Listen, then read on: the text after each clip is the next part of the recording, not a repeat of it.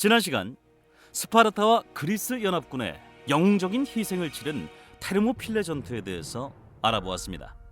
오늘은 세계 4대 해전 중 하나로 뽑히는 살라미스 해전에 대해서 살펴볼 텐데요. 먼저 그리스 페르시아 3차 전쟁이 일어나기 전으로 다시 시간을 되돌려 보겠습니다. 페르시아가 쳐들어온다는 소식을 들은 스파르타와 아테네는 델포이 신전에 신탁을 구했습니다.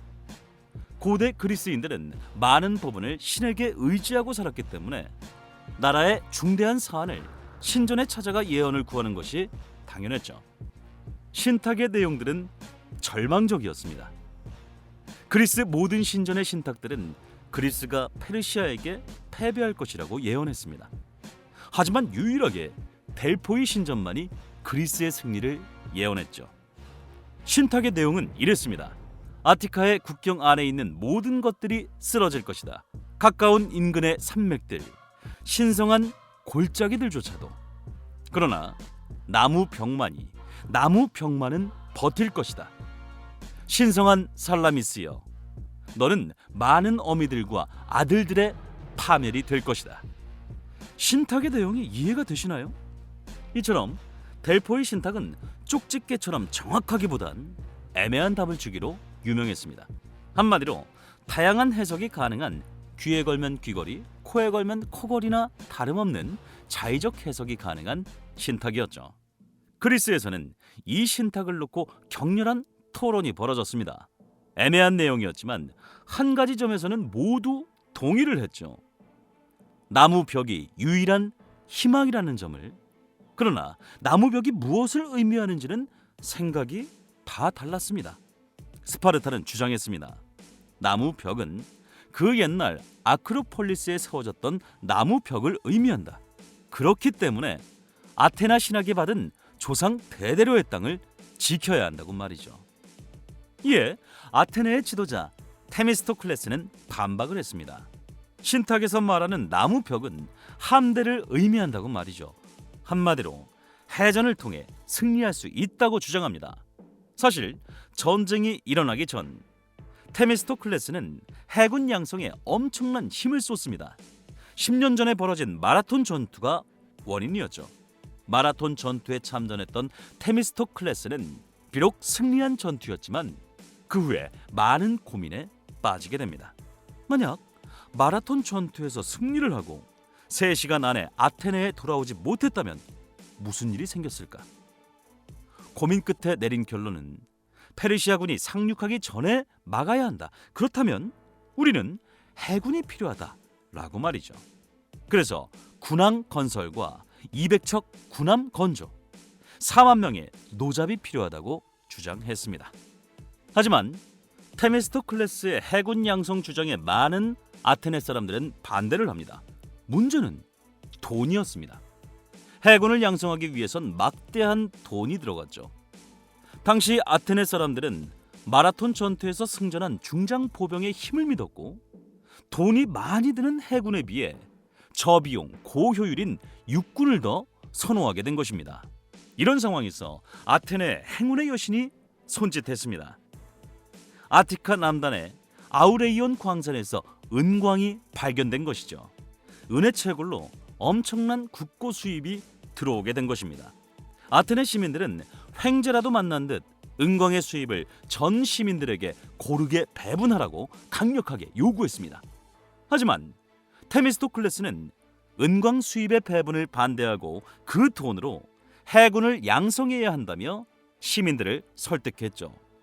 결국 시민들은 테미스토클레스의 설득에 마지못해 동의했고 결국 200척의 군함이 완성됩니다. 제3차 그리스 페르시아 전쟁이 터지기 불과 3년 전인 기원전 483년의 일이었습니다. 다시 전쟁 상황을 되짚어보기 위해 전투로 돌아가 보겠습니다.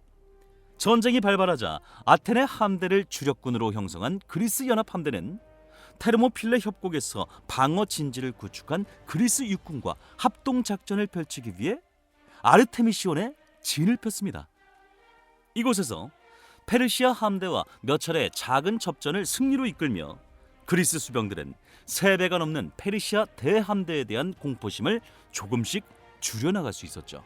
테미스토클레스는 아테네 시민들을 살라미스 섬으로 피난시킨 후 살라미스 해협에서 페르시아와 해전으로 결판을 내고자 했지만 이 과정 또한 순탄치는 않았습니다. 테미스토클레스가 180척의 아테네 함정을 이끌며 368척으로 이루어진 그리스 연합 함대에서 막강한 영향력을 갖고 있었지만 그에게 실질적인 지휘권이 주어졌던 것은 아니었기 때문입니다.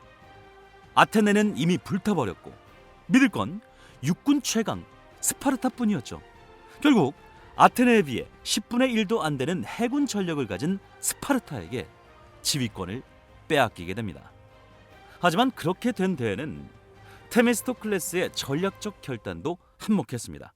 그는 스파르타와 다른 국가들의 참전을 유도하기 위해서 아테네의 자존심을 내세우거나 개인적 욕심을 관철시키기 위해 애쓰지 않았던 것이죠.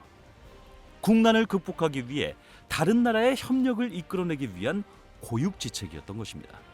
테미스토클레스는 결전지를 살라미스 해협으로 청하기 위해 고도의 교란 작전을 펼칩니다. 그는 페르시아 군영으로 자신의 시종을 보내 압도적인 페르시아군의 군세에 용기를 잃었다라며 페르시아에게 항복하겠다고 전합니다. 그리고 나머지 그리스 연합군은 펠로폰네소스 반도로 철수 중이니 그 뒤를 같이 치자고 서신을 보냅니다. 크세르크세스는 이미 그리스 연합군이 단합되지 않았다는 걸 알았기 때문에 테미스토클레스 말을 믿고 살라미스 출정을 결심하게 됩니다. 이때 그리스 지휘관들은 살라미스 섬에서 격렬하게 토론을 하고 있었습니다. 투표 결정의 다수결이 펠로폰네소스 반도로 후퇴하자는 것이었죠. 테미스토클레스의 작전이 실패로 돌아가려는 순간 도편 추방당에 있었던 아테네의 정치가 아리스티데스가 테미스토클레스에게 찾아옵니다.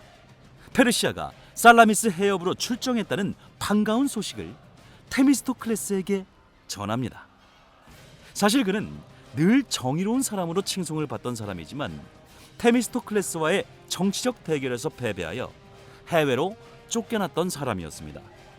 자신을 추방했던 테미스토클레스에게 증오심을 가졌을 법한 아리스티데스였지만 국가를 구하는 대의 앞에서는 주저없이 정적의 손을 맞잡은 셈인 거죠.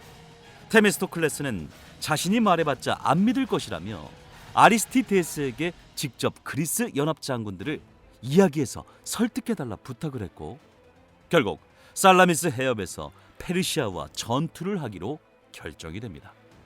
기원전 480년 9월 25일 새벽 그리스 함대 지휘관들은 어둠 속에서 회합을 갖고 수병들의 사기를 복돋우는 연설을 합니다. 너희들은 곧 최고의 인간성과 최상의 상태 혹은 최악의 인간성과 최악의 사태 둘 중 하나를 맞닥뜨리게 될 것이다. 부디 전자를 택하라. 페르시아의 왕 크세르크세스는 살라미스 해협이 한눈에 보이는 언덕에 올라가 이렇게 말을 합니다.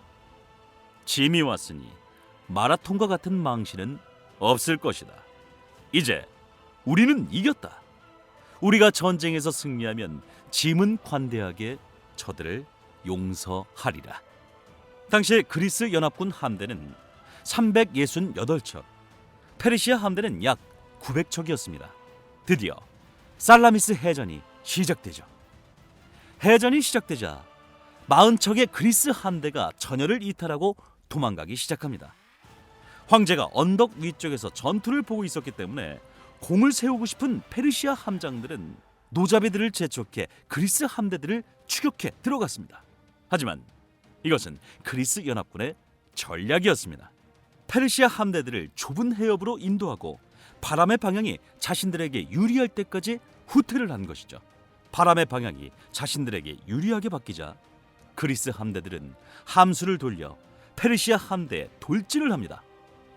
전속력으로 들어오던 페르시아 함대의 최선두와 아테네 함대가 부딪혀 멈추자 뒤따르던 페르시아 함선들은 자기 편 함선과 연쇄적으로 충돌하며 대형이 엉클어져 버립니다.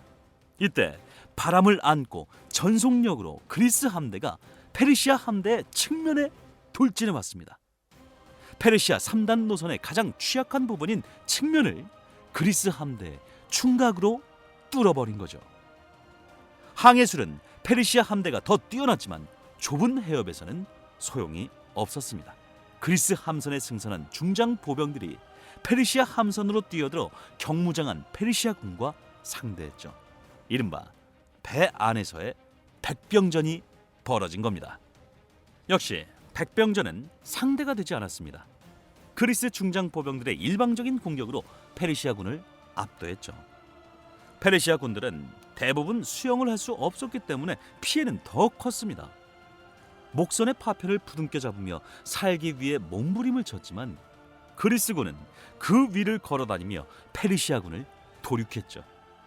이 모습을 지켜보고 있던 그세르크세스는 분개했지만 퇴각할 수밖에 없었습니다. 이미 페르시아 함대의 반이 침몰되었기 때문이죠. 결국 살라미스 해전은 그리스 연합 함대의 완벽한 승리로 끝이 나고 맙니다. 아테네 역사상 해전에서 거둔 최대의 영광스러운 승리였죠. 역사학자들은 살라미스 해전에서 승리할 수 있었던 전술적 요인을 이렇게 말합니다. 첫 번째, 테미스토클레스의 바람을 이용한 전략이 성공을 거두었다. 여명이 밝아오는 2시간 동안 불어오는 살라미스 해협의 해풍 특성을 잘 알고 이용했다는 것이죠. 또한 좁은 해협에서 바람이 강해질 경우 페르시아의 함대가 풍량에 요동쳐 서로 부딪힐 가능성이 높다는 점까지 간파해서 승리할 수 있었다고 말합니다. 두 번째, 아테네군을 비롯한 그리스군의 필승 신념과 충천한 사기가 승리의 원동력이 되었다. 아테네는 이미 전 국토를 페르시아에게 내주고 시민들은 모두 살라미스 섬이나 펠로폰네소스 반도로 피난을 떠나야 했습니다. 그들은 더 이상 물러설 곳이 없었던 것이죠. 실제로 아테네의 많은 사람들은 노자비가 되어 전투를 도왔습니다. 한 번도 잡아보지 못한 노를 잡고 손이 터지는 혹독한 훈련을 통해 능숙한 수병이 되어갔던 거죠.